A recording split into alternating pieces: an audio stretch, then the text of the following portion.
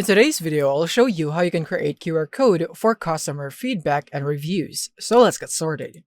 So I recommend using Google Forms into creating your form to collect customer feedback and reviews. Once you're here, you want to just simply publish your form and then make sure to copy the responder link.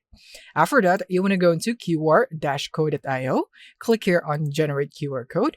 And then from here, you want to sign up with your Google account, or you could enter your email and password. Once you're logged in, you will now be able to proceed into selecting a type of QR code. So we'll just be selecting a website since we are using Google Form.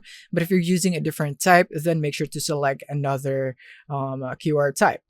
And from here is that you want to now provide the responder form link. And then once you have provided the Google form link right there, you want to name the QR code, let's say sample QR, and click on next. And from here, you could now design the QR, but in my case, I don't want that. So I'm just going to click here on create. And that's it. We have now successfully created our QR code in less than a minute. Thank you for watching and see you in the next one.